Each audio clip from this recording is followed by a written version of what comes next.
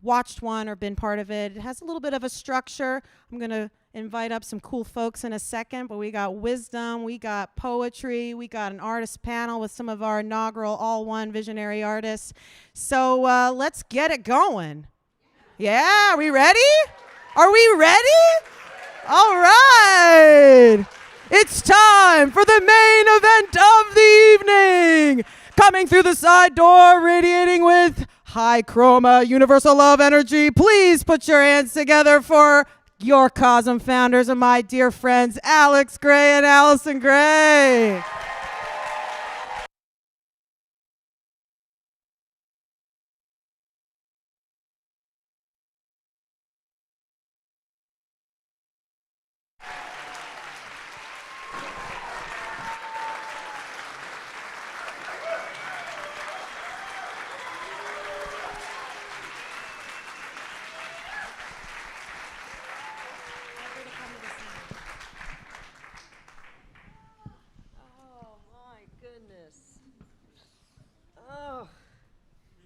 You're going to make me cry. You're going to make me cry. Is this the one? Yes. Oh, my God. So, wow. Look at us. Look at us. Here we are. Hi. Oh, God. Well, this is a moment we've been waiting for. We've been...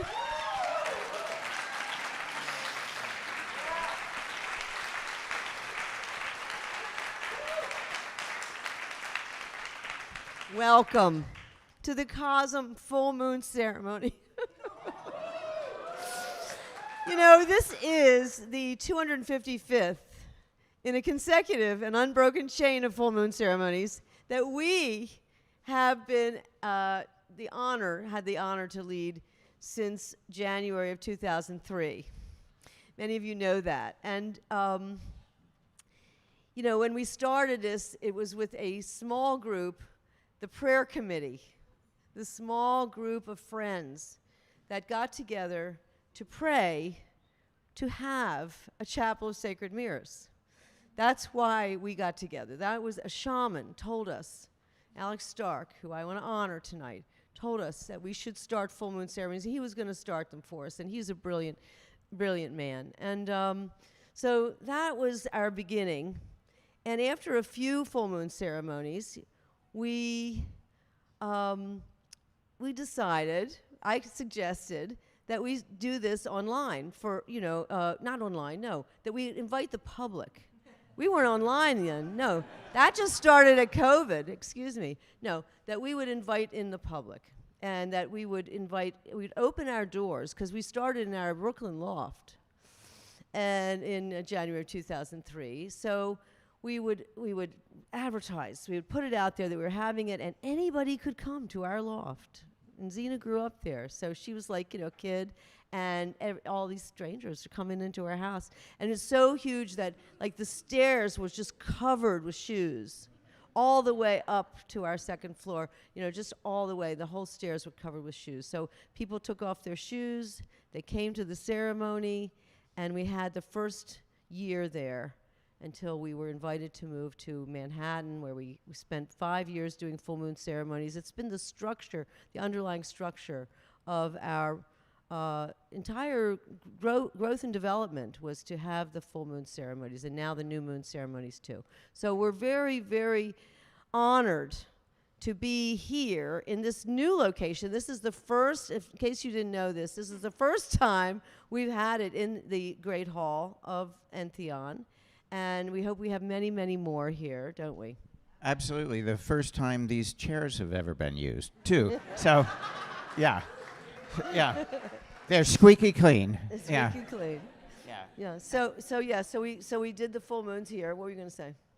Oh, just that I'm incredibly honored as well. And I just want to thank everyone that's shown up tonight, everyone that's been part of this mission for so long. Rosie, you were there on the... She was at the first. At the first full moon ceremony. Full moon she was on the ceremony, prayer yep, committee. Yep. Rosalita. Yeah. Yep. And we have someone special to open tonight to do a that's blessing I'm for so us. delighted. We're going to invite up Lama Drama. Lama means teacher, and she's our teacher. She is a Lama from a monastery that's only a mile away. It's just a miracle that we found a place with a Tibetan Buddhist monastery a mile away. It's amazing. So Lama Drama, come up here and give us a blessing, and we'll stand aside here. You have your mic. Okay. Thank you so much. I am so honored to be here, and this is so special, so historical. I've been smiling all day after coming and looking at all these paintings. Thank you so much. So I'm going to recite a very beautiful prayer today on this auspicious occasion, and the prayer is, I will read it to you.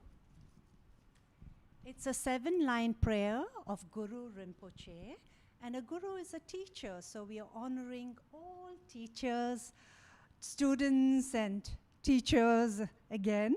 So the prayer goes like this. I will read it in Tibetan, and then I will also read it in English.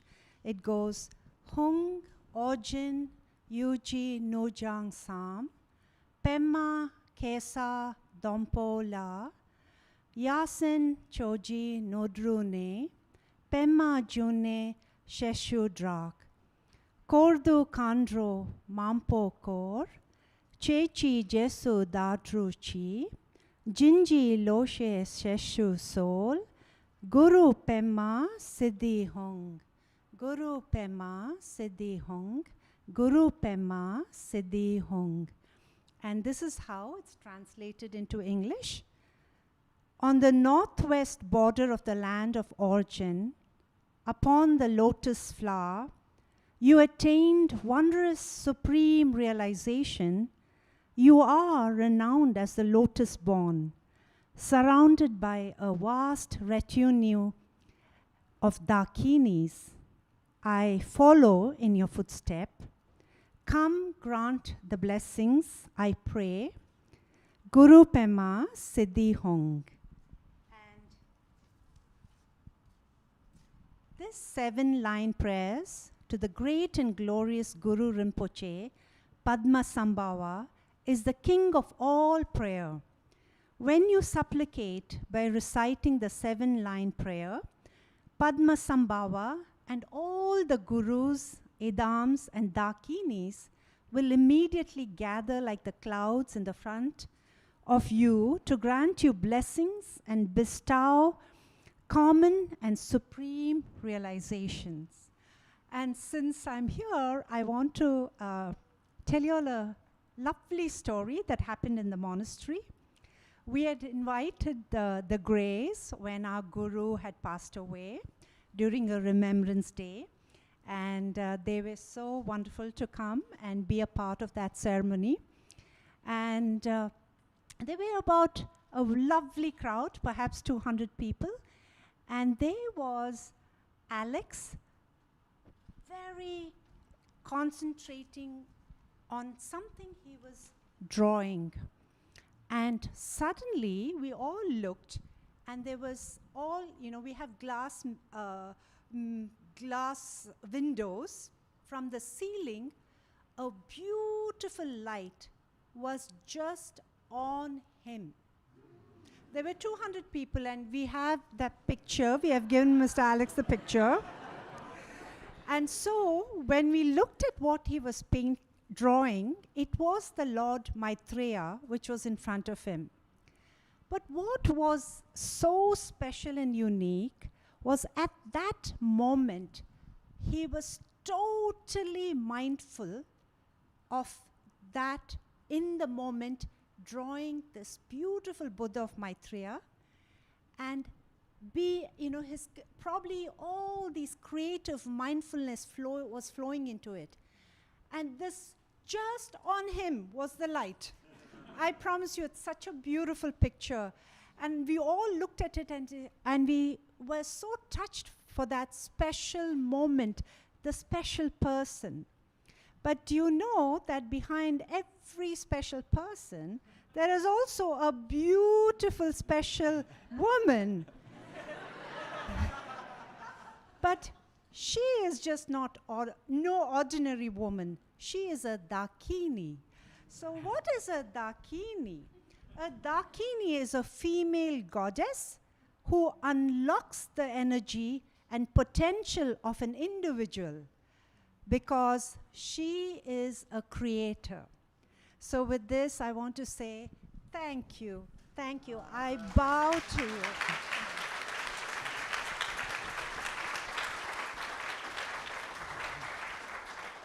And I just want to also, I have this blessed rice that I brought from the monastery. And for the past 16 days, we've been chanting to this Lord Chenrezi, who has 1,000 arms. And we've been fasting and chanting. And so it comes from there. And so I would like to do a small blessing. And guess what? The magic continues to happen.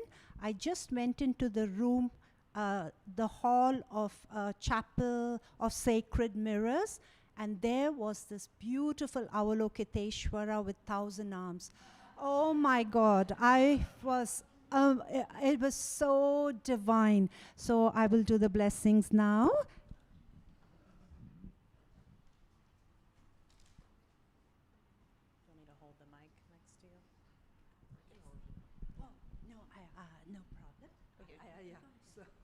So sorry. I'll hold it, and I don't want you to. No, sorry. Thank you so much. So I know everybody probably everybody knows this lovely mantra, and it's Om Mani Padme Hung or Om Mani Padme Hung. So I'm just going to throw some rice. Om Mani Padme Hung. Om Mani Padme Hum. Om Mani Padme Hum. Thank you, Lama Drama.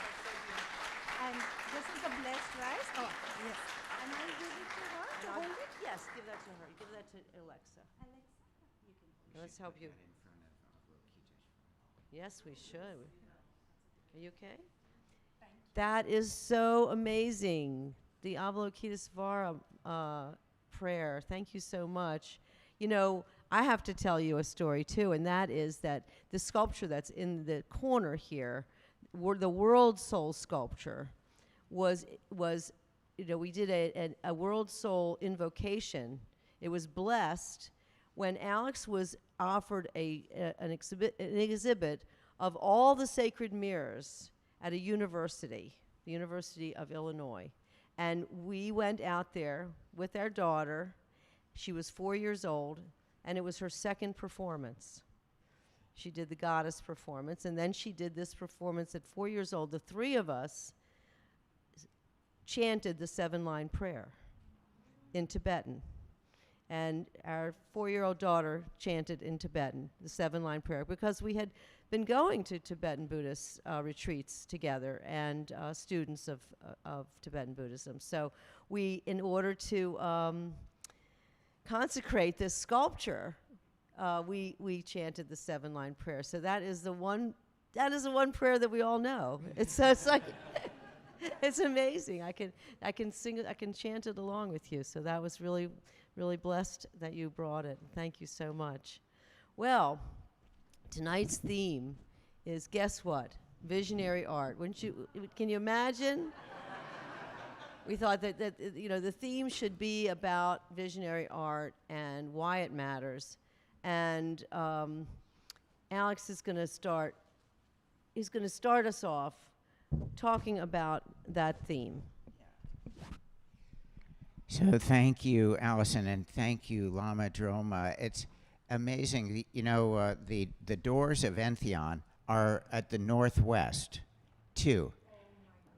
So to say that prayer, you know, that it harkens to Guru Padmasambhava right at the northwest gate is just so perfectly appropriate. And I had been thinking about him and those gates, so I'm so grateful that you consecrated that moment. Oh, gosh. Well, you know, I wanted to thank everybody like Alexa did so nicely. But most of all, I wanted to thank you, Allyson, you know, who my beloved friend, my ally for 48 years, and the one who inspired and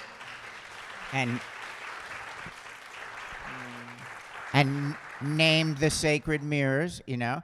So the full moon has been a great way for us to connect with our community, you know. And it's, as Alexa said, the high tide of the spirit, we like to say. It's our luminous celestial friend that's actually a reflecting surface, mirroring the greater light of the sun, just as each of us are sacred mirrors reflecting the greater light of God. So exactly 47 years tonight, on June 3rd, 1976, Allyson and I had a simultaneous vision, a mystical experience that changed our lives and our art. We sacramentally ingested LSD and lay in bed, entering an altered state of consciousness, released from the dream of physical reality.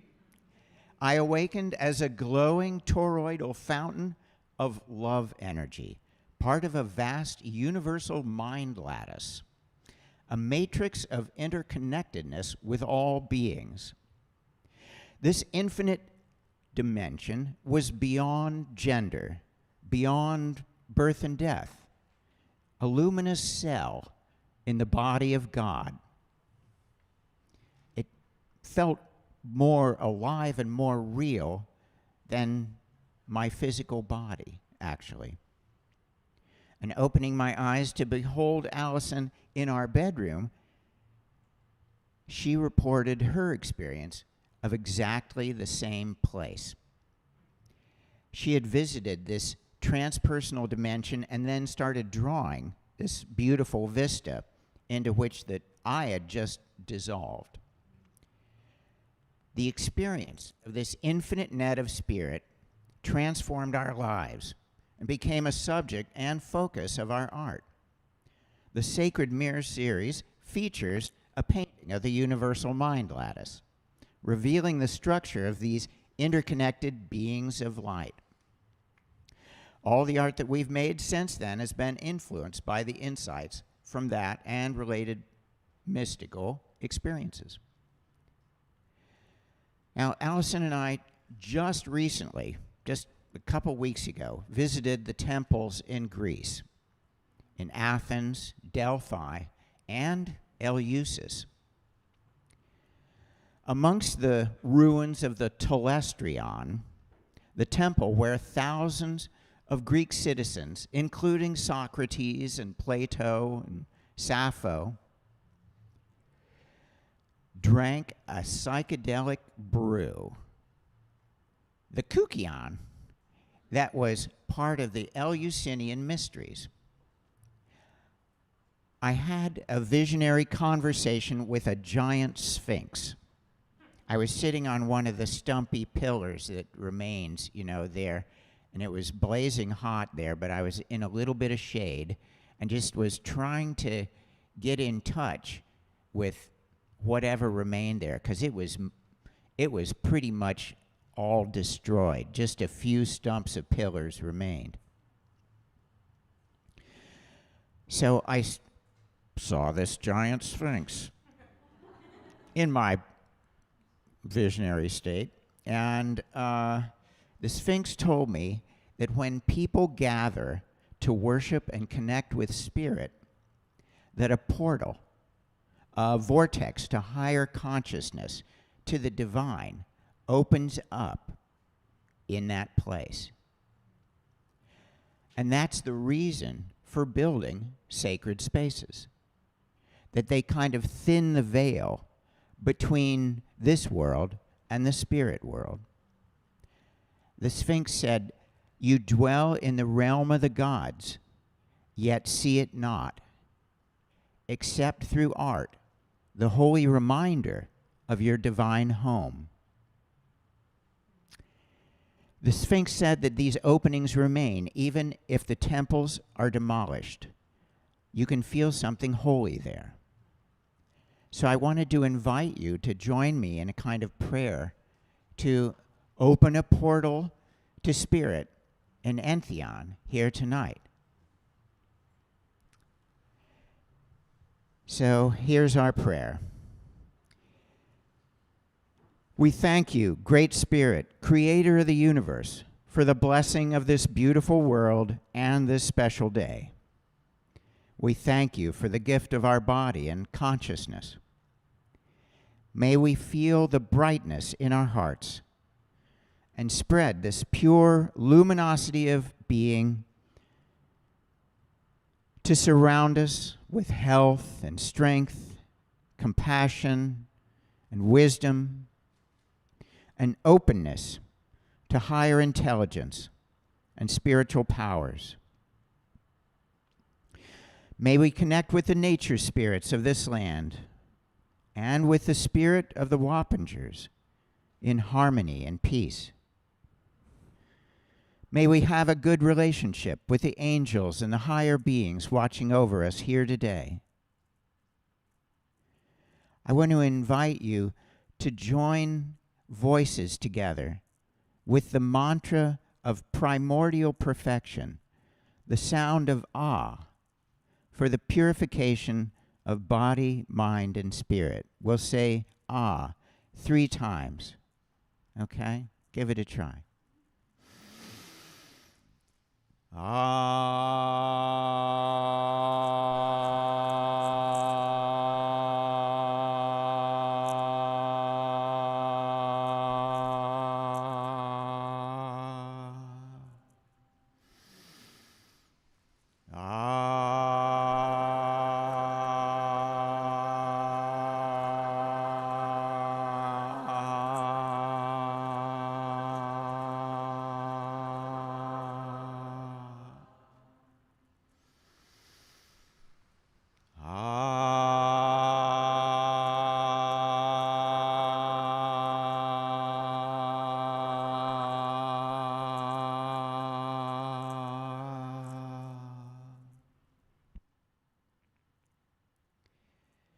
We're aligned in gratitude and appreciation for your sacred presence. We recognize, Great Spirit, that you dwell in each of our hearts. As each of us is a vessel of spirit, we recognize that you dwell in these sacred grounds that surround us. And we ask that you dwell in this house of God. Bless Entheon with your holy presence. May each visitor to Entheon be uplifted and access the highest possibility for their creative lives. May a seed of liberation be planted in the mind stream of each pilgrim. May they access their own reservoir for goodness and service in the world. May each guest be surrounded by your healing energy and joy for life. May a holy vortex of blessings, a portal to the higher realms, be opened here today for the benefit of all beings and for the betterment of the living web of creation. Surround this building with a canopy of blessings and subtle protective light to keep safe all the visitors. May the eternal spirit that calls us to this place watch over, guard, and bless each person with the recognition that they are a sacred mirror, a reflection of the divine, and that we live in a sacred world and universe. May each person's spiritual and creative life be activated and catalyzed by their visit to Entheon and the grounds of CoSM. We're all connected by a field of infinite love and higher consciousness beyond the material realm, symbolized in art and in this temple. May this holy place become a center of blessing power that spreads a field of goodness and inspiration out to the town and through the Hudson Valley and surrounding communities and the rest of the world. So thank you, everyone, for helping open this portal to spirit. With the congruency of the full moon and the anniversary of a day that changed our lives and became symbolized in our artwork, seemed like a cosmic wink to open CoSM back up to the community and to have a grand opening for Entheon. Well, some important artists are with us tonight, and they'll be taking the stage soon. We'll have a discussion about visionary art. But first, I wanted to share some thoughts about why visionary art matters. Visionary mystical experiences are humanity's most direct contact with God. They are the creative source of all sacred art and wisdom traditions. And the best currently existing technology for sharing the mystic imaginal realms is a well-crafted artistic rendering by an eyewitness. Mystic visionary artists distill the multidimensional entheogenic journey into externally crystallized theophanies, icons embedded with evolutionary worldviews. Since mystic visionary artists paint the transcendental realms from observation, their work offers a growing body of evidence substantiating the divine imagination and, by extension, spirit itself. The mystic state described by visionary artists includes images of unity, cosmic oneness, transcendence of conventional space and time, a sense of the sacred in having encountered ultimate reality, a positive affect, a vivid color and luminosity, symbolic pattern language, imaginal beings, and infinite geometric jewel-like vistas. For pilgrims to the sacred inner dimensions, visionary art provides a validation for their own glimpses and proves the universal nature of the imaginal realms. Reflecting the luminous richness of the higher spiritual worlds, visionary art activates our light body, empowers our creative soul, and stirs our deepest potential for positive, transformative action in the world.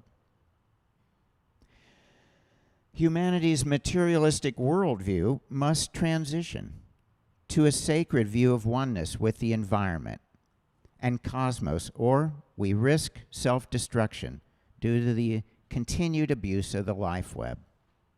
Great works in the creative arts call us to imagine our higher unity as humanity evolves toward a sustainable planetary civilization. Mystic visionary art is a manifestation of the primary religious experience. The word religion comes from the Greek, meaning to tie back. The primary religious experience is a personal connection with Source that ties us back to our own divinity. So Entheon is a place to discover, it means a place to discover the God within. And the exhibition halls at CoSM will honor and preserve visionary artworks that point to our common transcendental source. Well, we're thrilled to welcome some of the artists from the All One Gallery and exhibition here tonight, Amanda Sage, Mark Henson, and Chris Dyer, and we're so grateful. The full moon ceremony will conclude with a concert by the Grammy Award-winning keyboard artist Jordan Rudess, who's here tonight, and we thank you so much, Jordan, for being here. He's been one of the genius musicians in Dream Theater for the last 24 years. And now, I want to introduce my best friend, my muse, and my life partner for 48 years, Allyson Grey.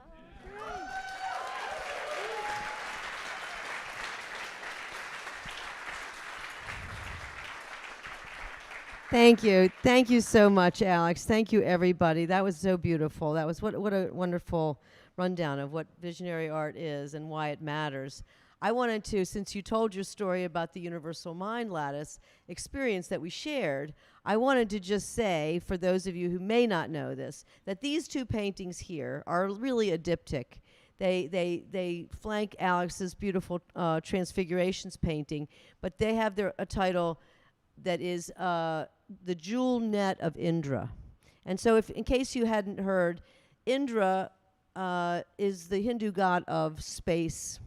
And in the abode of Indra, where Indra lives, is a net that is so vast that it is infinitely stretching in all directions, this net. And wherever the net crosses, there's a jewel that's so highly polished that it interreflects all the other jewels in the net. And that story, that metaphor, that vision was what I feel we experienced in the Universal Mind Lattice experience and the Jewel Net of Indra experience of our June 3rd, 1976 experience. So I just wanted to tell you the story behind that painting, which was really my result when you were when Alex was painting the Universal Mind Lattice, which is basically an individual node, the one. The sacred mirrors really represent the one. I was representing the vast, like a window of a frozen moment of the vast vista of roiling, spectral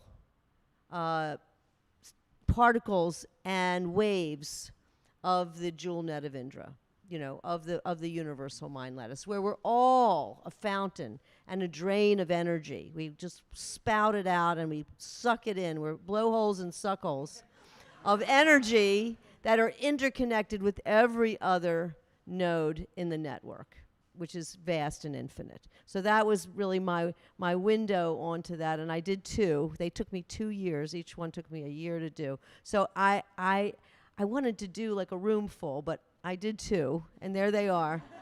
So, but anyway, and so tonight I'm going to, if you've been tuning in to our podcast, you know that I started writing poetry. So I'm gonna read you my poem that I called "What is Visionary Art and Why Does It Matter?"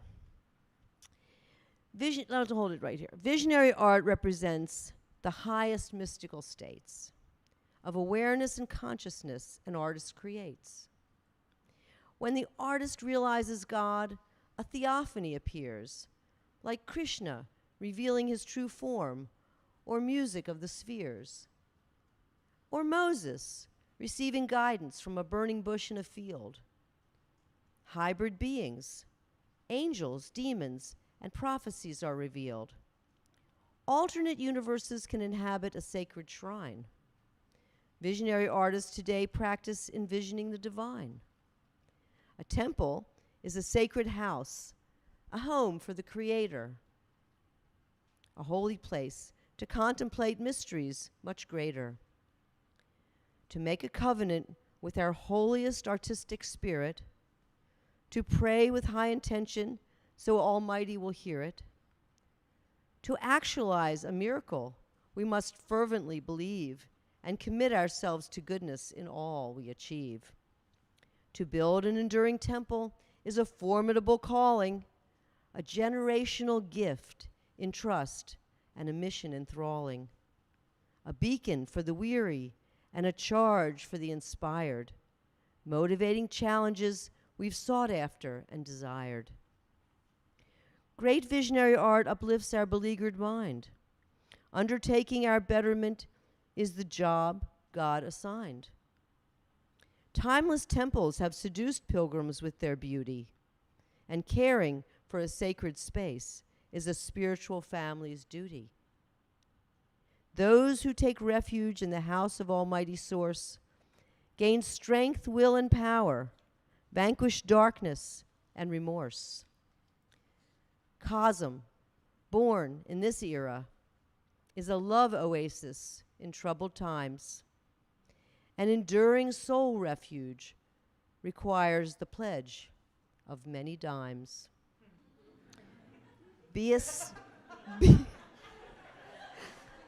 stand for CoSM's future. Entheon will draw us all together. A sculpted temple will represent great beauty in rough and rainy weather. Collectively, spirit friends can sponsor the connecting faces, the corner angels, the roof serpents, the pillar angel graces, the evolutionary murals, the tablets of secret writing, changing exhibitions where creative family is uniting. A sanctuary serves community as a legacy of spiritual renewal, the inevitable consequence of love is building a wish-fulfilling jewel.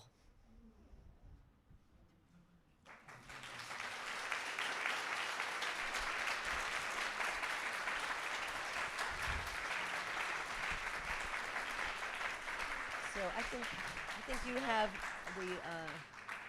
all the. I think that what's going to happen now is that we're going to we're going to change the stage. We're going to bring We're up gonna do a little chairs. set break. Right, Yeah. and we're going to invite people to introduce themselves to someone they haven't met yet for a few minutes while we move the chairs. And maybe TJ, you want to take one of the cameras so we can wave to our friends tuning in Yes, at home. everybody turn around and look at the These cameras. cameras here. And yeah, say hello this to one all right the there people to the that are in right. the remote space. Hi, Yeah. everybody out there. Yeah, we got We love these new you. cameras. We love you. You're so, yeah, with us right here, right now. We're going to do a little set change. Just take a minute to say hello to your neighbor. We'll be back in like 2 minutes. Find All someone right. you've never spoken to before.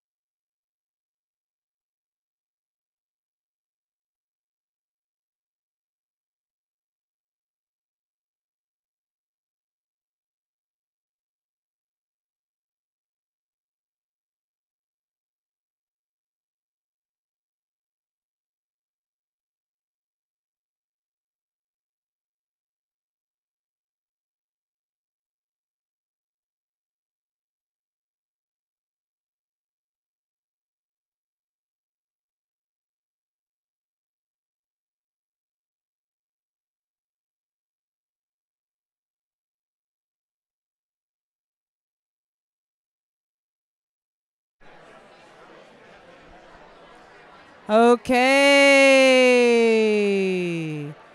Hello, everybody.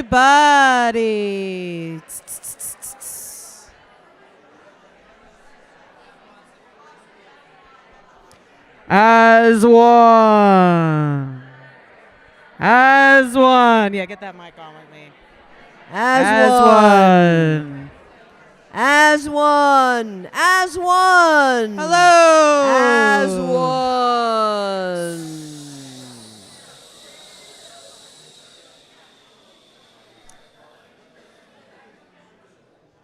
Okay.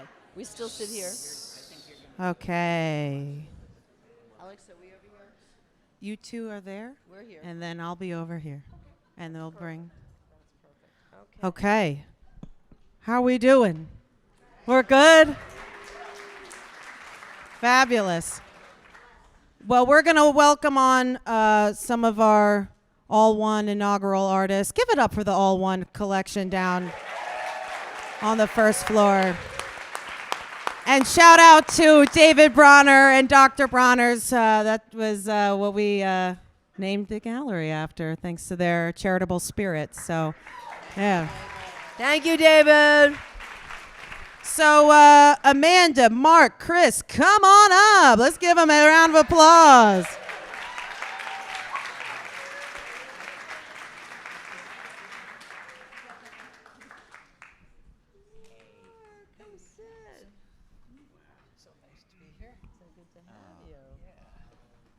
Well, these are three of our favorite artists, and we're so grateful that you could be here tonight.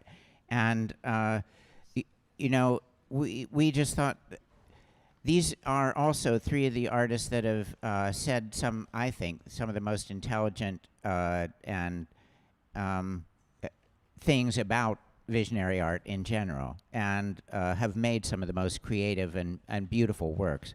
So, you know, we just kind of wanted to invite your reflections on your own work in relation to the visionary realm and something, and whatever is coming up for you at this time, really. And I wanted to just pass it on and let you guys each have a word for, I don't know, 5-10 minutes, whatever you want to say, and maybe we'll even have some time for questions if there's any of that.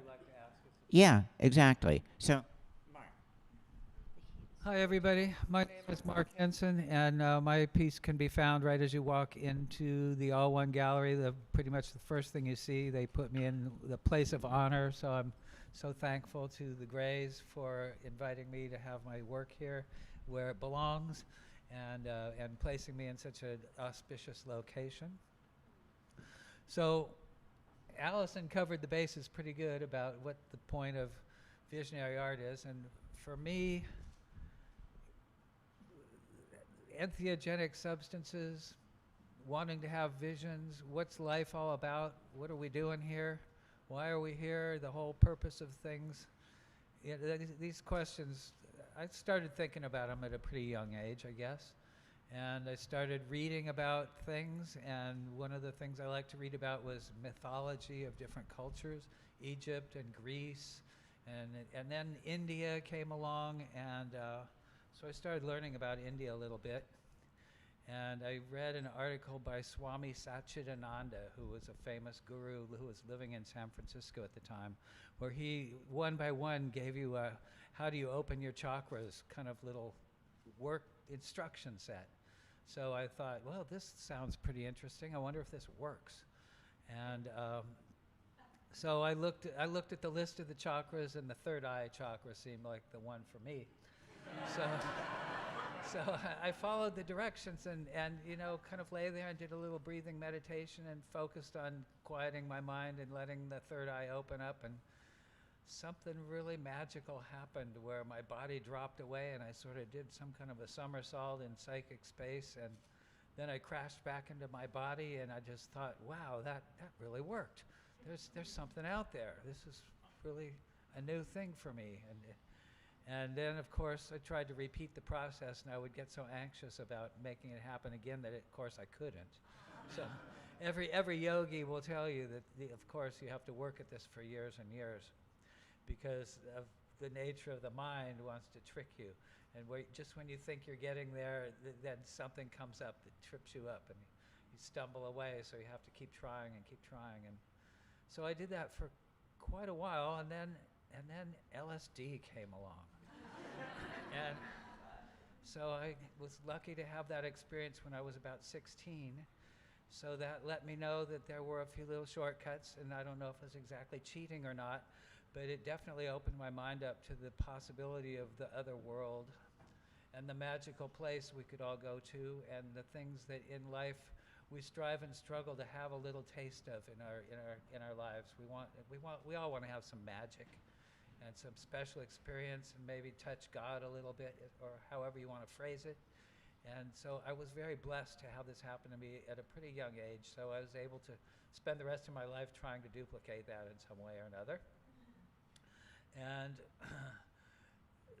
my artistic tendencies, of course, came along, and I used this knowledge to try to perfect my craft and learn to use my art as a way of helping to share these experiences with everybody else, and maybe lead us along as you know, you have a special experience, you want to share it with everybody, you want to tell everybody about it, and explain to them how wonderful it is and how everybody can get there and all of the magical stuff that's possible. So what's your medium of doing that? Well, my way was to maybe draw some kind of a crazy picture. So I started doing that, and it worked out pretty well. And one of the things I discovered was that if I enhanced my powers to perfect my craft and enhance my powers to create these images and duplicate or replicate or represent in some way these magical places we could get to, that it had a power to change people's lives a little bit. And a lot of art, you know, is a pretty picture, or they're doing something experimental or some form of skill that's amazing and interesting, but that don't really lead you anywhere that you could call into the spiritual world, or into where it has some kind of meaning that touches the soul and the emotions and the mind all at the same time. So for me, the challenge as an artist has been to create works that can do that, and to use my magical powers to do some good in the world. And in my own small way, I hope I've achieved that. I'm nowhere near the magical skill of creating a wonderful temple quite like this.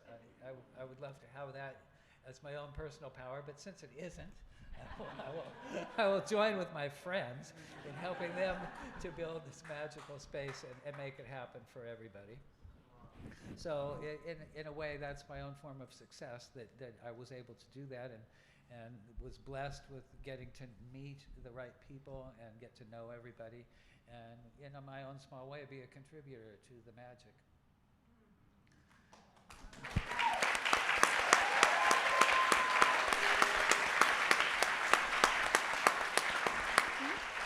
So a little bit more about the whole purpose of visionary art. You know, all of us as artists and creators, we're really trying to, we want to be God. You know, we want to be able to snap our fingers and make magic happen. And since we're earthly beings, we can't quite do that. So with our humble skills, we try in our way to reproduce those things. And that's the whole point of going to the magic realms and discovering things and bringing it back is to share it all with you all, since we can't really be God except in our own mirror-like manner. That's what we do. We reflect the divine and try to bring that little bit into everybody's life and bring it to the world in hopes that we can somehow make this place better. And so we want to succeed, because the world's at kind of a crossroads right now. There's a lot of crazy stuff going on, and nature's having a hard time surviving humanity, and humanity's having a hard time surviving nature, and we actually all want to live in harmony and figure out how to do that. So my purpose as a visionary artist is to try to create those abilities for us all to have a future.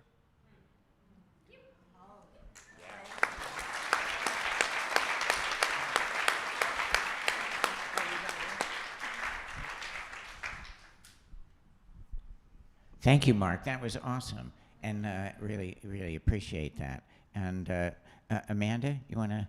I just wanted to say that Mark really does represent one of the most enduring visionary artists. You started very young, and you know, have continued to portray the visions for your whole many decades. I didn't know what else to do. All the other possibilities seem kind of meaningless. I do enjoy other things. I like to build stuff, like Brian James, the creator of this wonderful building. I enjoy that kind of art as well, but my highest calling is making pictures, so I really didn't know what else to do. Yeah. So luckily I was given the ability to do it. We're so grateful, and you know, We we when we traveled around the world, we showed pictures of visionary art in many cities, and the work that we have in the show of Mark's, you know, New the Pioneers. New Pioneers, Yeah. is a piece that we would show everywhere we went, and that's true of all the people that are, you know, the people that are in the show, really, and the people that are on this panel, is that we would be always representing them with those pieces that we have for the show. That's how we knew we wanted that piece. Yeah, we thank you for the incredibly generous loan, and really. It teaches that piece. Thank you so much. Oh, Now we're gonna hear from Amanda Sage, Amanda the Sage. brilliant and incomparable Amanda Sage. Yes.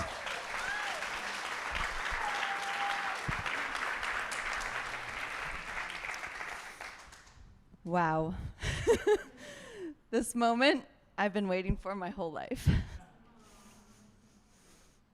It's all very auspicious, is it not?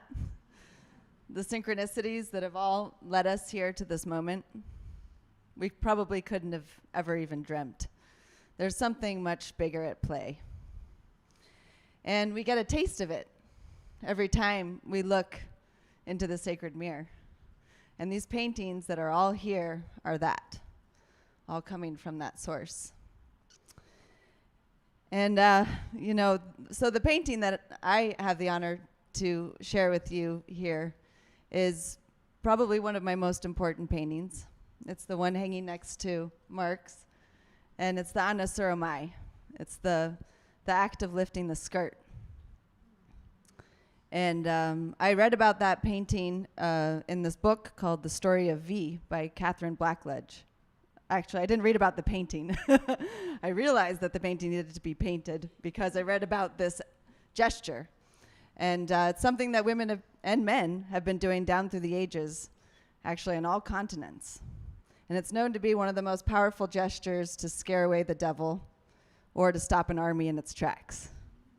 And when I found out about this in 2005, I started asking others, hey, have you ever heard of this? I mean, this is pretty cool. You know, instead of like drawing a weapon, I mean, you already got it. Did you know that?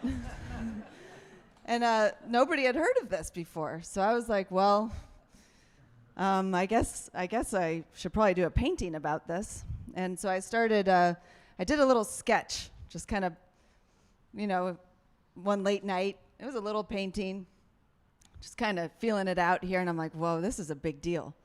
This can't be a small painting. This needs to be like at least a life-size painting.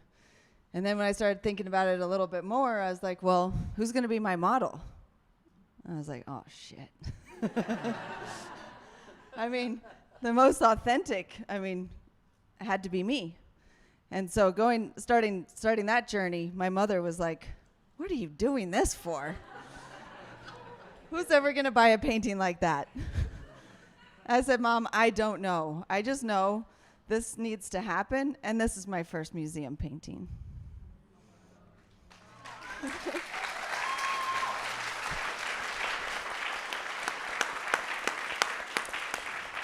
And that painting, it took me 6 years to finish it because I didn't know actually really at the time why I would lift my skirt.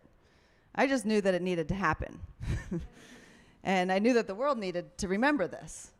And so through that process, lots happened. I also had the honor, I want to acknowledge my teacher, one of my teachers, Ernst Fuchs. And I feel very honored that one of his paintings is hanging on the other side. And he's not with us anymore. He's transcended to the next realms, but he's bouncing off of the walls right now, for sure. This was a great dream of his. And he was one of the way pavers for us all, and a great mystic. And I had the honor as a young person to study with him and to assist him for 11 years, painting on many great works of his, supporting him in that. And he knighted me when I was 20 years old in front of a painting that he was certain was a painting of me. It was a knight, a life-size knight, wearing full armor, except for the little clap here on the headpiece was open, and was riding a horse and a motorcycle at the same time, with a sword in one hand and a stop sign in the other. And I was just like, okay. But we had to go get this sword and this bejeweled sword, and ended up in the ceremony with, of course, no photographs present. But he knighted me with a witness of Ultraviolet, who was one of Salvador Dali's friends, and Andy Warhol's. And then also the drummer for the Scorpions was there. And there's all kinds of little stories like this that have happened along the way that, you know, why? Why me? Is what I've asked all along the way. And the thing is, I've realized is like, sometimes you don't need to know why not. Really, the answer is why not me? And I want to reflect that back to all of you. With whatever you have, whatever calling you have in you. Because it needs all of us. The world needs all of us right now to shine our light, to step up to the canvas, and to paint our truth. And I don't know what it is about this story that's really happening here, but it's much easier than you think. It's the thinking that gets in the way. It's all the preparation, but we need the preparation, we need the practice, but we need to show up. And that painting downstairs was channeled over so many different little sequences of things, because I learned to listen to the painting. That was one of the things that Ernst taught me. And so why does visionary art matter? It matters more than ever that we become the story that we know is possible, that we are examples. And so as we scatter back out into the world, remember, you're a part of something very special. We are the mushrooms that are blooming out of the mycelial web that has been preparing for this moment. And I hear a train whistle. Some of you know that. I've been hearing it for a while. And I think it's one of the greatest stories yet to come. And we've just been getting ready to hook our little train cars together in the strongest, most beautiful journey ever. To go back on the tracks on a journey of regeneration, reconciliation, and remembrance. And it's a great distraction maneuver. Let's just make it as beautiful as it possibly can be. And we need to show them. Show each other and practice. Do the work and party.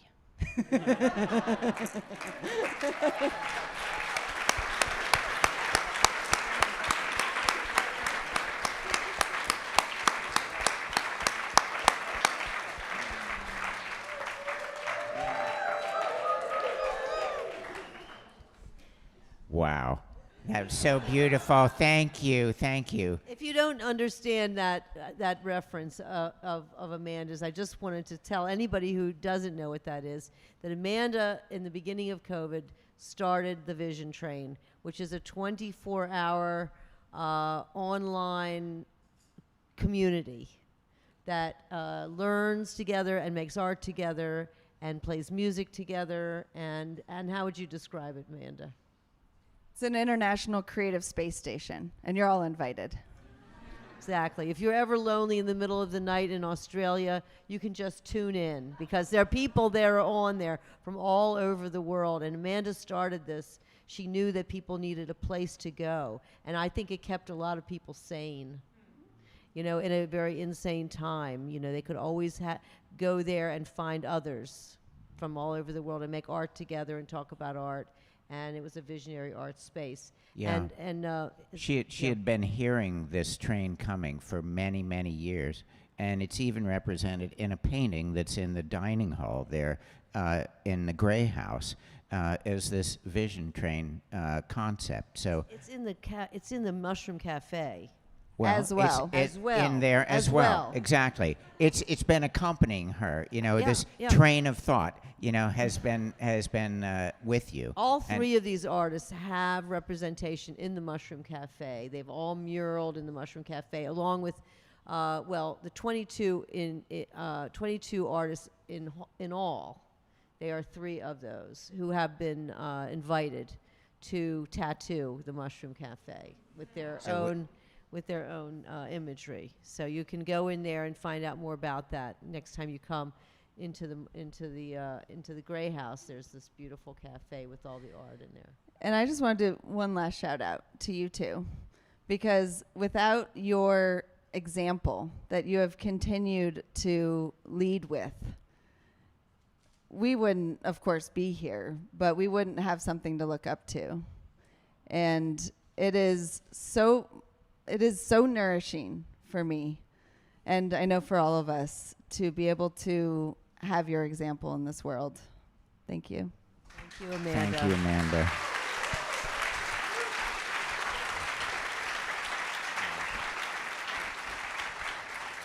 One love. And how about Chris Dyer, our dear friend who we've known for so many years and who's been part of the CoSM family here and has beautiful work downstairs in the All One. Also has a menagerie of creatures, giant creatures out in the CoSM grounds. So hopefully you'll discover his little forest of creatures there. So thank you, Chris, for coming back and talking to us tonight. Yeah, thank you so much for having me. I didn't know how to give a 10-minute speech, so I'm just going to go off the top of the head. I've been coming to CoSM for like 10 years. First time I looked for the art of Alex and Allyson. It was in Manhattan, and I was so nervous to meet him, and it was an intense experience. I couldn't handle the energy, and right now, like, there's so much energy in my body that it's almost like an uncomfortable psychedelic experience. Well, I'll try my best here. When I first came to CoSM 10 years ago, Alex and Allyson asked Amanda and me to assist them on a workshop, and I was like, oh my God, like, this is crazy. And I had such a nice time painting with them in their studio. It was really chill. I really got to understand what CoSM was about. At the beginning, I had resistance, like, why another church? Why a temple? Why build more things if we're moving towards a spiritual world that doesn't need the physical? But then understood that we are in the physical world and we need to construct physical things that house us physical beings to connect in a spiritual way. It is necessary. It is the video game we're playing. And then I was all in. I was like, fuck yeah, this is my religion. Like, art and creativity as a path for spirituality to unite us, because it's not about a particular religion or path. Like art is in all the paths. So let's go and let's support this. So I've continued to come here and teach and paint my murals at the Wisdom Path and the Mushroom Cafe and cheer them on. And today, finally, this crazy dream that they had has come true. And I'm super happy for them, like as friends, but also as role models of our little bubble of art, you know, visionary art. Like, to us, it's like perhaps a big deal, but it's really still a small dream that I believe will mushroom and expand and heal the world. And the amount of medicine in this building is like really inspiring and touching. I don't think anyone here is not, you know, had their wig blown off like 10 times today. And that is a vibration that we hold in our bodies, that then we go into our lives and we share this vibration onto others. And hopefully, if we keep on passing this vibration, we can heal the world. My own path has ups and downs. It's always been spiritual because I am spirit, but I've gone through the depths of darkness. I grew up in Peru. I was in a street gang. I used to throw rocks at people for fun. I moved to Canada. I hated it. I became a drunken bastard and would, like, hurt my friends till I just hit my head against the wall. And I went tree planting, and I saw that the world was made out of nature, not cities. And then I started learning that spirit wasn't a religion, wasn't a path, wasn't a dogma or a culture. It was just spirit, nameless. And I started chasing it, and I started allowing the good Chris to be unlocked. And through shamanic sacred medicines, little by little, I've been unlocking the true Chris out of all these boxes and prisons that were put over him in order to protect his sense of itself, all these armors. And you become very vulnerable in that process. It's difficult. And we suffer, We can't live this world without suffering. Nobody escapes that. But there's joy too. I know, it's just everything. But in that process of unlocking myself, I've realized that everything is God. Everything is the spirit from beyond that is choosing to live this experience through all of us. And it's super beautiful, but it's really hard too. It's like there's lots of suffering. So all I want to do is alleviate the suffering. I can take the suffering on myself. That's okay. But I wish there was no suffering in the world. And I know that's not a fair request to God, because God wants to suffer through us too. He wants to have all the experiences. But if I can do anything to alleviate it a little bit or make it tolerable, if it's art, cool, like a painting that cheers somebody else. If it's the vibration behind the art that I'm trying to lock in there, amazing. If it's just being nice or a smile or a hug, I'll do anything to hopefully bring a little bit more love into this world. And yeah, this congregation of people, sure, it's about art, but it's not. Art's just the bubblegum wrapper from the true love that we're trying to share, It's all about sharing the love, the medicine, the unity, the oneness, the realization that we're all God in a variety of expressions. And we find these reasons to divide and fight ourselves, and I'm this and you're that, and we're not the same. And let's just always see the God in everybody else and be patient and forgiving and compassionate and spread the healing and spread the love. And I love that we make cool art so that we can attract you people. And then I was like, oh yeah, there's really cool art there. Let's go and check out the art. And we tricked you, and here you are. And we just want to give you some love. So more love to you guys. Thank you for the love you gave us, the love you give Alex and Allyson and Mark and Amanda and Alexa and everybody and each other. And let's go out there in the world and keep on passing on the love. And if you got to use art as the little bait to kind of pull people into the love tribe so that together we can heal the world, let's do that. And I do really believe with all of my heart that we can save humanity, that we can save the planet, that we can unite, that we will awaken, that we will become one step more spiritual than we are right now, so that we can step into the golden age that we deserve. We suffered enough. Sure, there'll always be suffering, but, let's just have more balance, as much joy and love than the suffering. I think we're good. So, yeah, thank you for what you do.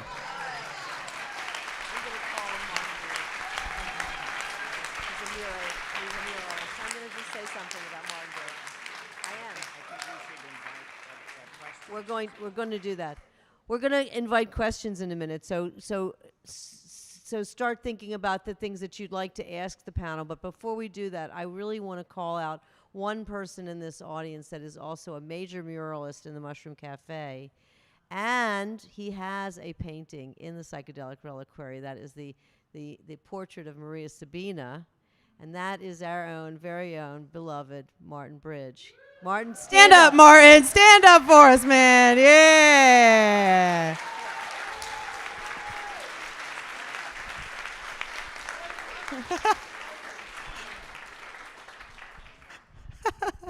Say a few words for us. Put you on the A few spot. words for us. I'm sorry. Any prompts? I want to just say that Martin and his twin brother Carl were our first bodyguards at CoSM in the city.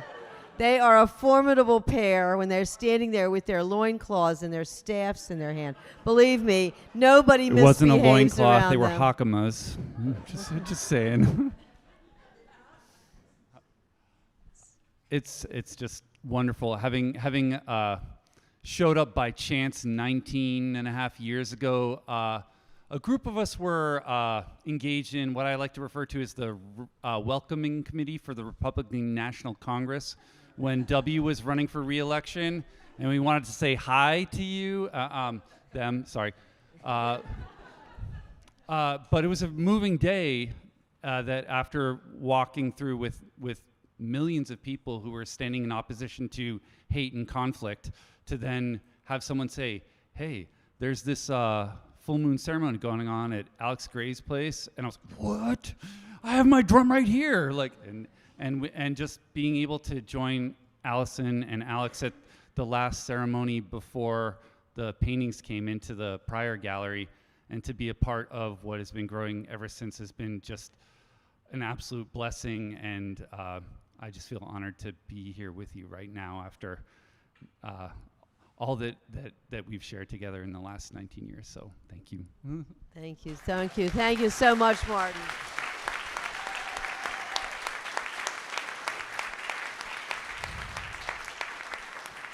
So do you have a question?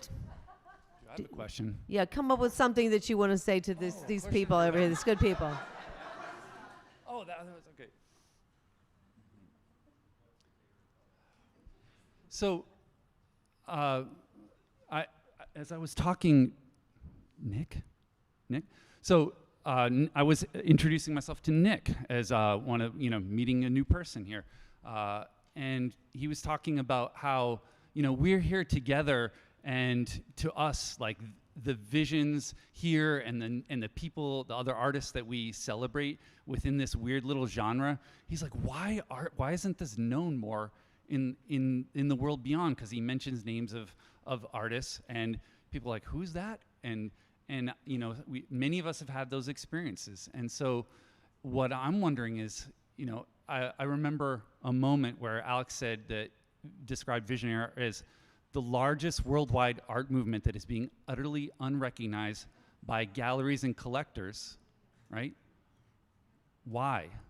What is it about this that we are creating here together that is not touching others?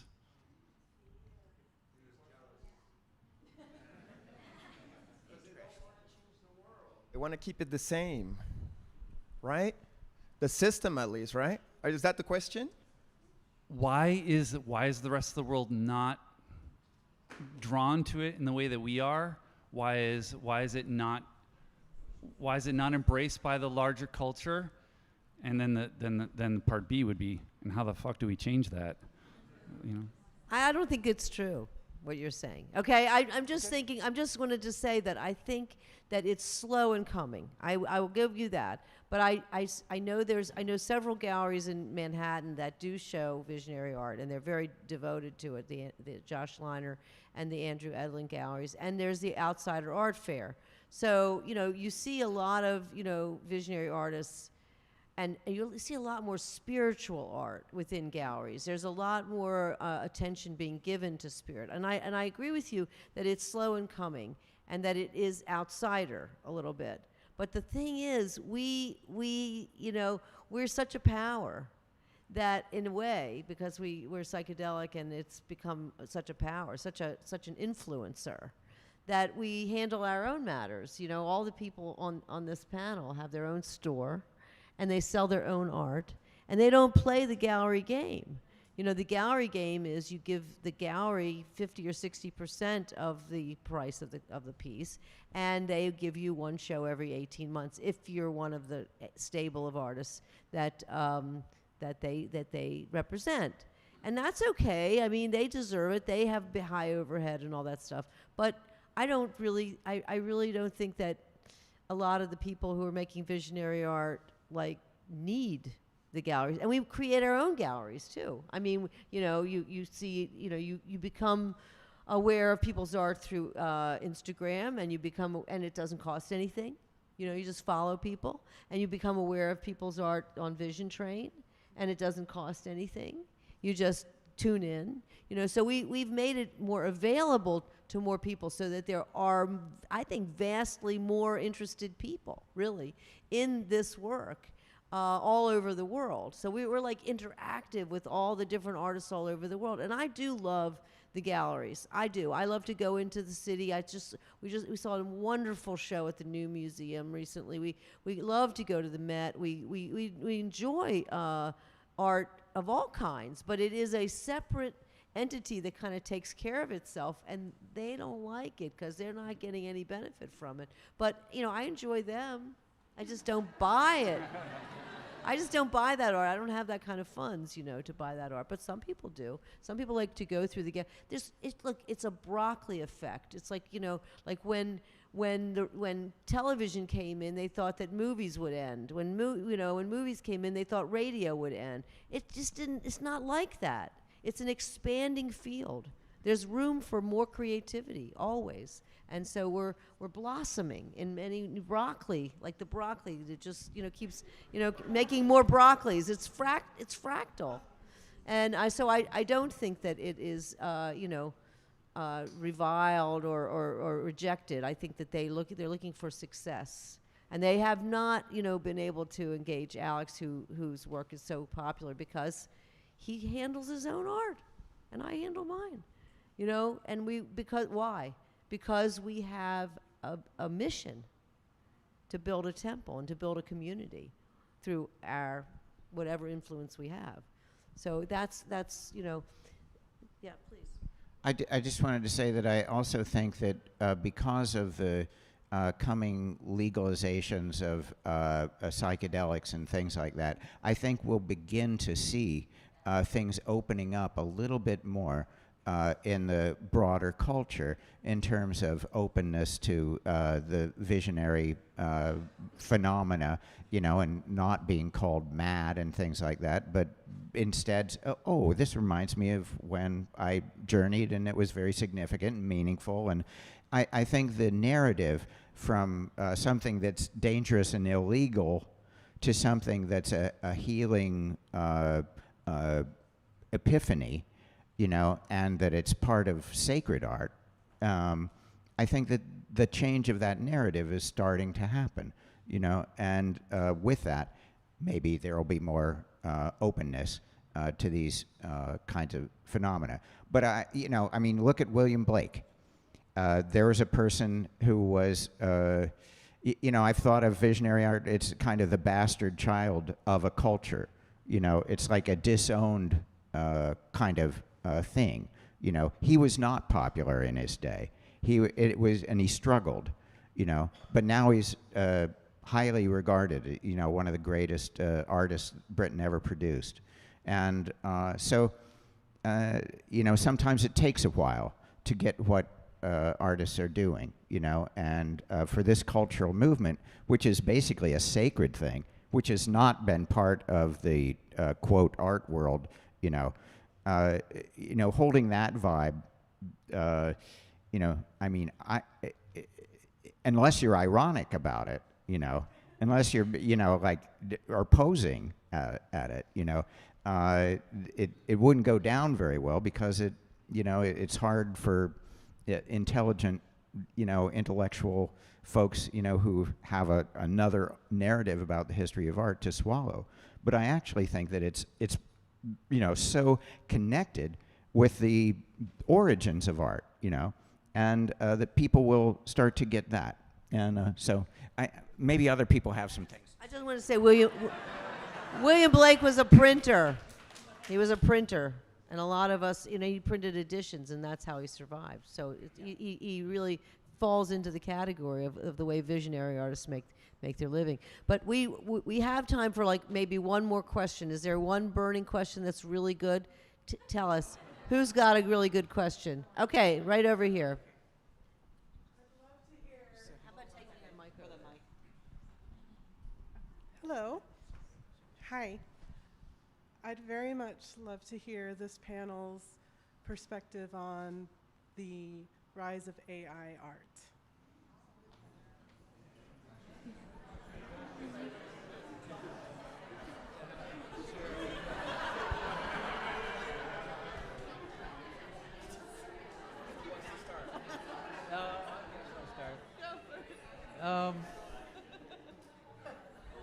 Well, first of all, it's artificial intelligence. So is it artificial or is it intelligent? Or either? Or both? We don't know. And it's actually quite interesting. Maybe for a lot of people, if they're good with coming up with nice descriptions of what they want to see, we can see some pretty amazing imagery. A few of my artist friends have created some books or illustrations or posters or advertisements that are very nice, very beautiful, pleasing eye candy. And most of them that have the best pieces are already know how to make a work of art. So maybe they're weaving their words together properly. I've played a little bit with it and didn't really like what I was coming up with. But one thing I think it might put some people out of work that have jobs making illustrations or in the commercial art world. But I don't think anything's ever going to replace getting some gooey colored shit all over your hands and smear it on a wall. There's just nothing that's going to beat that. So I think in reality, I think it's another tool. When Photoshop came along, everybody was afraid that it was going to trash the art world, and I embrace Photoshop and enjoy using it to create some of my art stuff. And I use it sometimes in conjunction with my paintings. And maybe I'll do a sketch and do some Photoshop tests for colors and composition and stuff and find the best one and then paint a picture of it. So I look at AI art as it's another tool to add to our toolbox, and that we shouldn't be too afraid, but maybe it will urge us to greater creative efforts, because competition is theoretically good in some ways. So we'll see.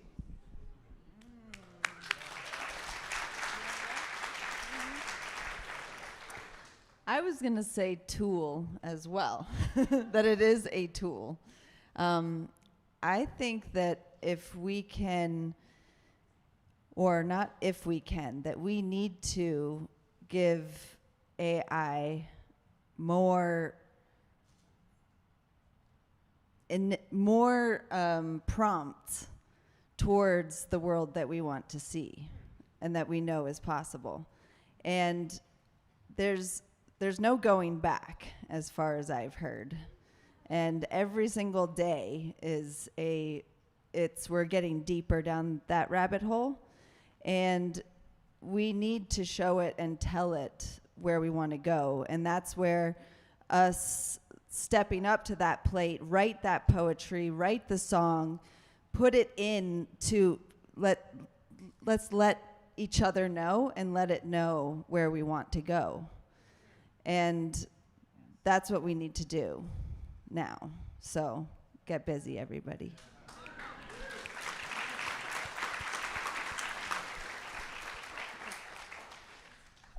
So for me, it's to each their own. If you want to do it, do it. If you don't want to do it, don't do it. I don't really want to do it. I'd rather paint.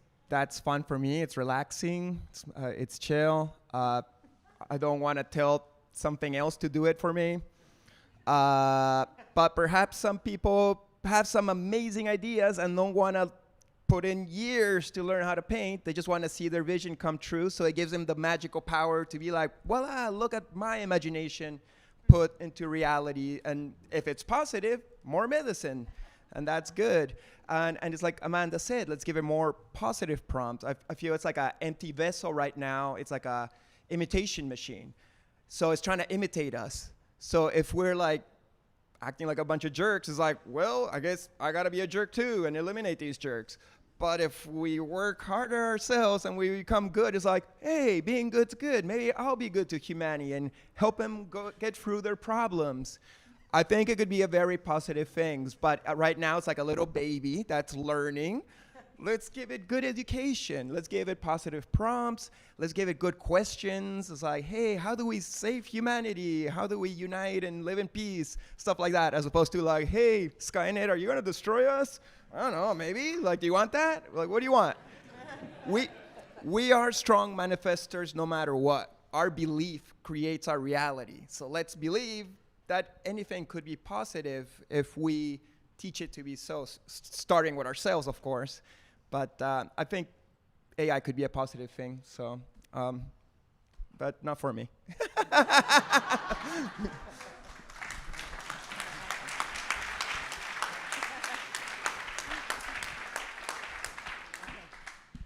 Where are we time-wise?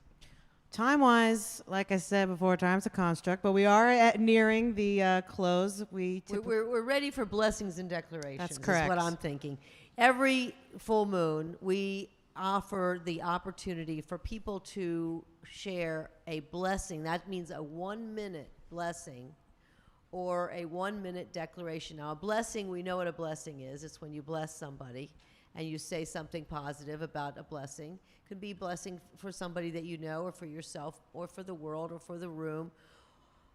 A declaration is very empowered when you declare something in front of a community of people that will support that declaration. So if you were to say, I am going to walk a mile every day this month, it's like a monthly New Year's resolution done shorter, so that you can really like kind of see your progress. And when you come back next month or you tune in next month, you say, you know, I said that I was going to declare something, and I look at how I didn't do it, or look at how much I did do. So you can measure your progress in whatever it is you're doing. That's what a declaration is. And we encourage you to think of a blessing or a declaration, and you can stand up, and we're going to have, Alexa's going to pass the mic. I'll pass the mic for She will sure. I would pass love the mic to. if you have a blessing or a declaration. Does anybody have, who's got the first blessing or declaration? We need to use the mics because We're live. We're on YouTube. Because a lot of people are listening in on YouTube and outside and all over the building, so we need to use the microphones. Good evening, good morning, where everyone's listening from. Speak right into the microphone so that hopefully everybody you outside hear me can very hear. well outside as well. Yeah. A good echo. Today's my birthday, and All right. Woo woo. and I want to offer a blessing to everyone on the beginnings and what it means to start again, and the life breath, the sound that we can simply start again. So I think, you know, together, if all over, it's nice to be on YouTube once in a while. Thank you for the opportunity. But to just breathe in to your chest.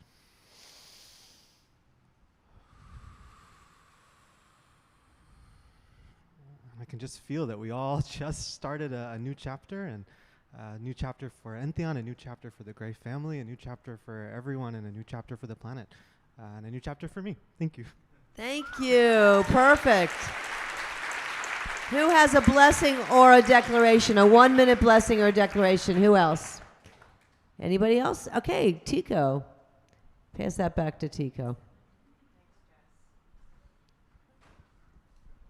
Thank you so much. This is a blessing for all of humanity, because the opening of Entheon is kind of like the spark that leads all of humanity towards a much more productive, much more truthful existence on this planet. We've been so deceived. Now it's time to stand in our truth and speak our truth, even if our voice trembles. And through art, through creativity, we can all become heartists, be the true heart of love and inner peace, wishing peace upon the planet, because no one wants war. Drop acid, not bombs. Thank you. Thank you, Tico. Okay.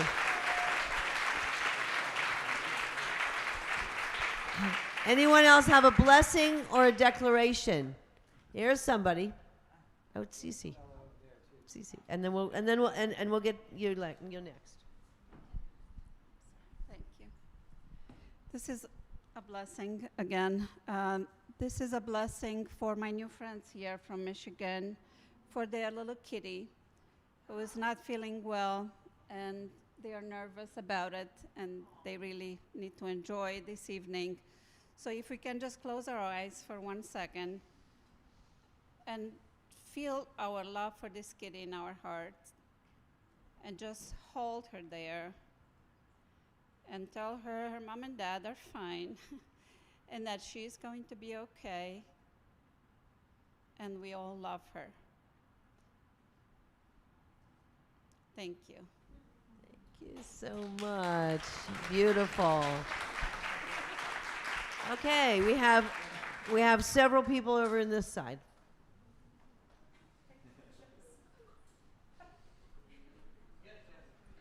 Hello, everyone. How are you guys doing? Awesome. I just wanted to say, to find peace in this world, you might be in pieces, but it all comes together in the end. It makes a beautiful masterpiece. Thank you. Thank you. Beautiful. And right behind there you go. Hi, I don't know, this is somewhere between a blessing and a declaration, but I have to say that I have been probably too huge of a fan of the sacred substances that all of you have probably cheered and experienced, and that have inspired so much wonderful art and beauty in the world. But at this moment, 160 days without a drug and 120 without alcohol.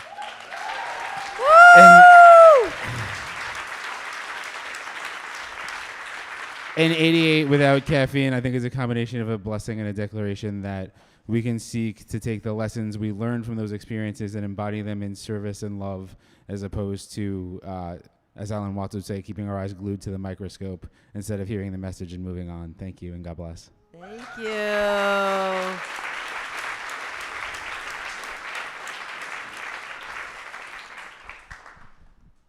I just want to wish everyone the little things. Like, I want you to be appreciative of a pen that writes just perfectly. Finding the right color on the first, blending. Find just joy in those little moments that otherwise would go unnoticed, because life is full of thousands of those little moments of pens that work well, of the right colors, the right textures, and if you're a sewing person, I hope all of your seams line up perfectly. Thank you. All right. Oh, here's somebody right here. We want to get this friend right here. Okay. Bill Johnson, everybody. Our board member, Bill. Yay. I just want to express my gratitude to everyone here and everybody watching in for your interest and your desire to make this world a better place, to raise consciousness on this planet, to be part of a growing community that is about love and kindness, and most of all to Alex and Allyson for just being the people to open up your heart and your home to draw in and create this community, and the inspiration that you are of how you live your life, how you model relationship and love and creativity and all the beauty that you bring into this world. Thank you so much. I have so much gratitude. Oh, we have so much gratitude for you.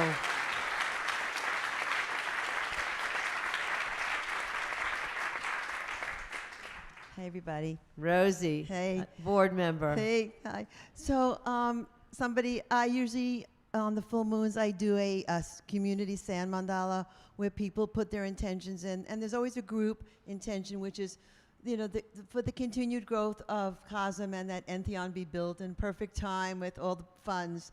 And somebody today came over and said, "Are you going to be doing a sand mandala?" I said, "I had a garage fire and all my sand and all my little, little sacred tools and the little Buddha and the cloth, they all got burned and lost in the fire.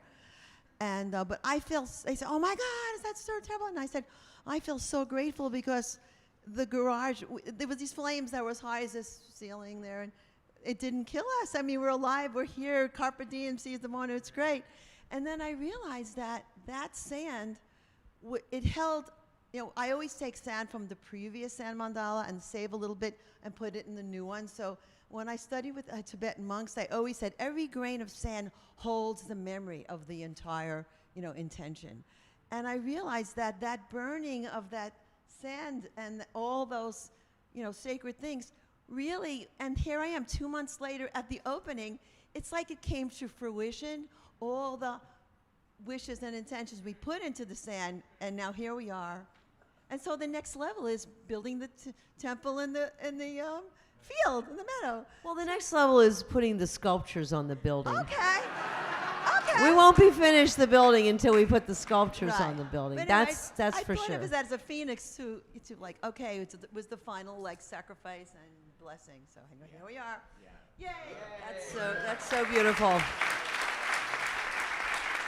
Yeah, I just want to say, interesting too, that when we were doing it online and for 3 years, we would always read the blessings and declarations, and then we would commit them to fire. Yep. We would burn them. They would all go to heaven, so that all of our prayers and all of our blessings would go to heaven. So maybe that's what you were. We were all doing our wishes, and they were all going to heaven. All right. So we have any burning shares? Burning, because we want to move on. Yeah, we're but cut but close we for got time. a few Maybe burning. take one or. All 'cause right. we will also do a blessing circle at the end of the evening. That's with right. a bonfire. Stay, because we're So- going to have a fire circle and we're going to do more blessing circle. All right. So who's got the burning share? We got John. What do you say? One more. All right. Johnny, you choose.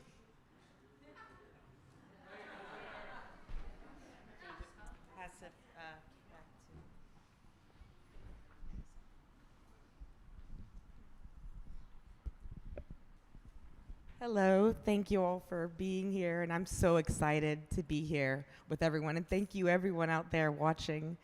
And I just found out yesterday, my dear friend Abigail, she was called into hospice, and I really want everyone to wish her well-being in this transition or health and healing, because everyone out there who's hurting and needs healing, we're here for you.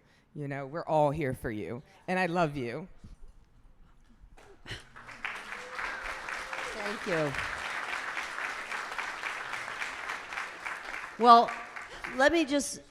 Did you want to say something? Oh, I'm sorry. We have to heal because trauma is killing us. That's all. Thank you so much. Thank you. Thank you all.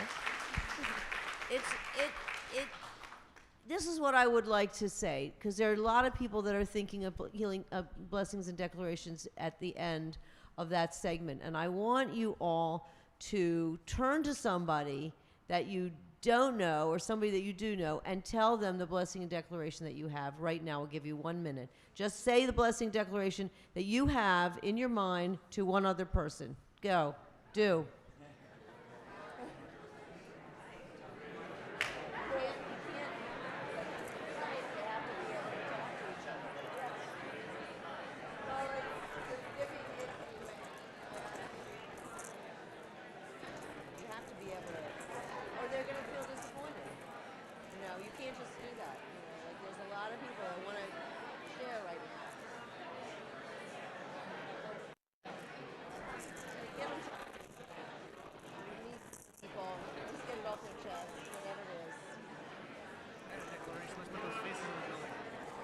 Okay. All right.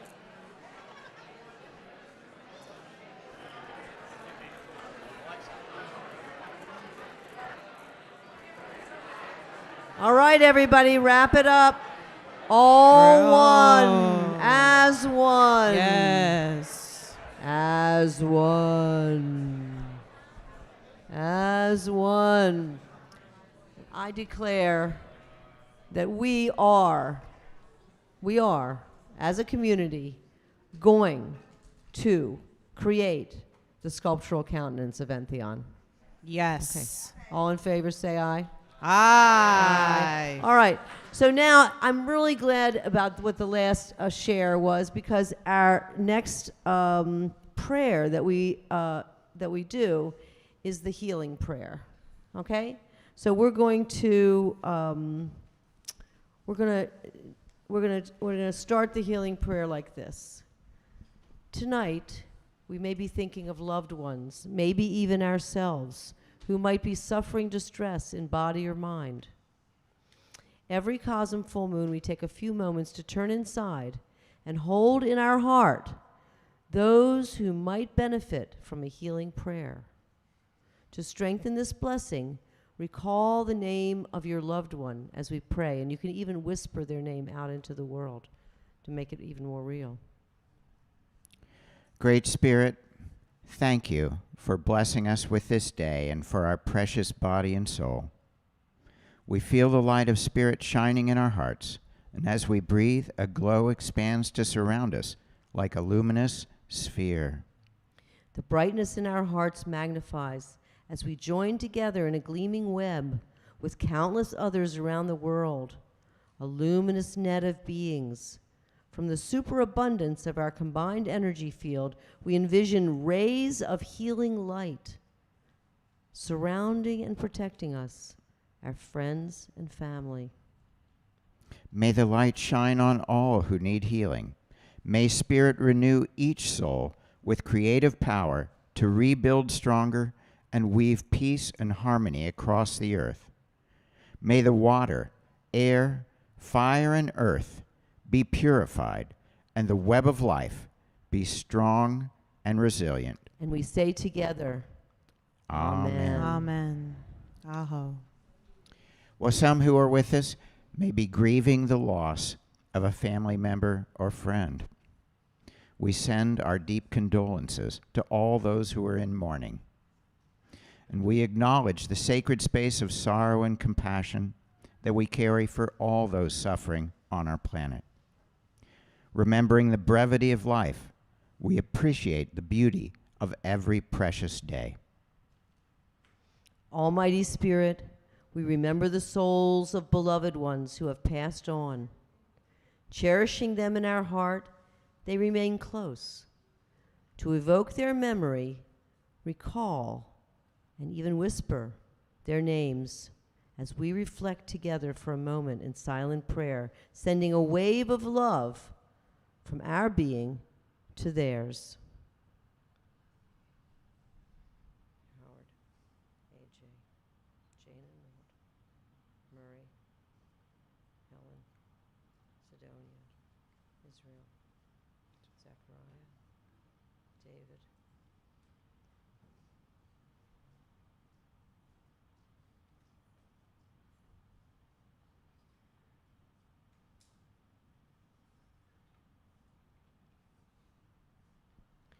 And we say together, may their memory be a blessing.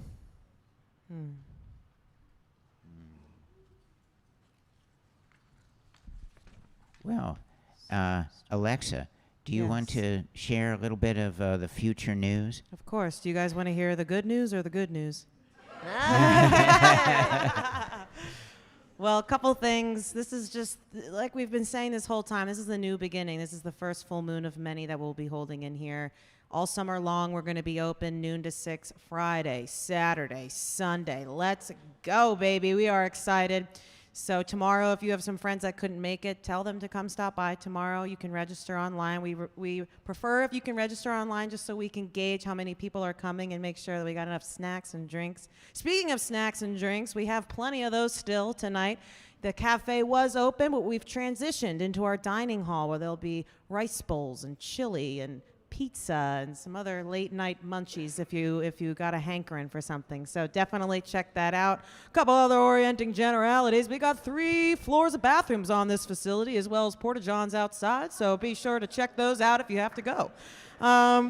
Let's see. If at any point you'd like to have a quiet moment to ground yourself, we have a peer support space outside in front of the Grey House. It's an easy up.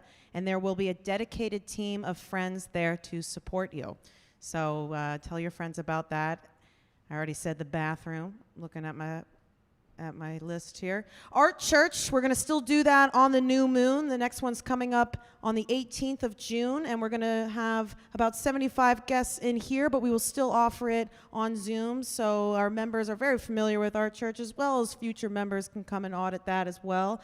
And we love Art Church. What do we do at our church, Alexa? Oh, we do all sorts of things. You to generate a fabulous playlist that is centered around the theme of the month, and you bring out all the great tracks, from pop to jazz to rock to classical, Icaros, all of it. Icaros, the whole thing. So we do that. You two, everybody makes art together. That's That's right. why we call it Art Church. So if you're at home and you're tuning in by Zoom, be in your studio at your desk with your art materials ready. If you come here to be in the chairs here, it's lap art, and bring simple materials is the best thing, you know. Yeah. But some people write poetry and some- or right. reflections. Sure. Journaling is accepted and really encouraged, isn't it? Totally. And for those who are members already, you can always share your reflections on our Mighty Network, which is our CoSM member circle. And that's our place where people post and communicate virtually together. And shout out to my sister Bree, who's not here with us today. Right. She's in Phoenix, but she holds it down and connects with all of you guys. So thank you to all the members in here. You are all amazing. And definitely be part of our church and continue to do that.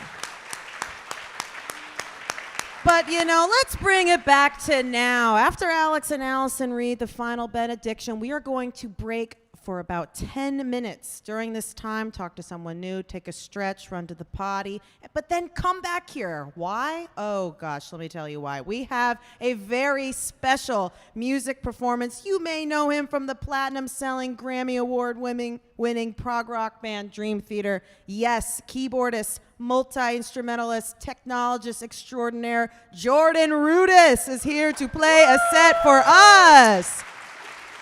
It's going to be right here in this room. We got our Bose speakers. It's going to be amazing. So definitely come on back for that. And we love you. We'll do a closing fire ceremony around 11:30. And there's that's all I fire going got. on outside. Oh, yeah. And we got some and live projections painting. onto the building. We're going to be projecting on the building. So, stay in, go Yes. out, but Jordan's going to play for, a good set. Yeah, and you'll hear it all throughout the building. We got it connected, so we're really excited. And you'll hear it outside.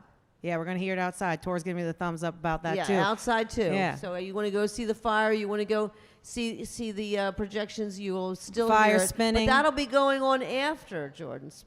Yes. So if you want to sit here, we'll still have more Yep. projections and more fire spinning and more fire. Yep. So before we get up off our seats, I want to just pass it back to you two for that final benediction. Yes, we do. We always do. Thank you, this. everybody. All right.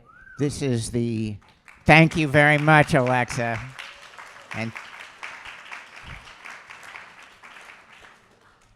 dedication to love. From the core of our hearts, we dedicate ourselves to the complete and full expression of love in all our activities and in all our relationships. Love is the soul's medicine, a refuge in our hearts, protecting us from utter despair. Finding compassion in the eyes of the beloved and the stranger gives us the courage to endure.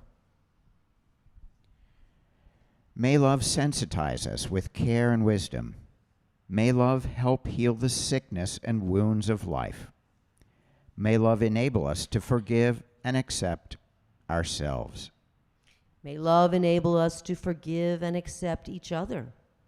May love help us overcome our cruelty and bitterness, our greed and delusion, our jealousy, our ignorance. May love rule our hearts and minds, directing us to reach out, doing our best to benefit others, to heal suffering, to give gifts, to create beauty in the infinite network that is our world. A heart of loving kindness pours creative grace into the world to alleviate pain and mend the heart net. To the healing art of love, we dedicate ourselves. May any merit generated by this gathering here tonight be offered to the benefit and liberation of all beings. Happy full moon. Happy full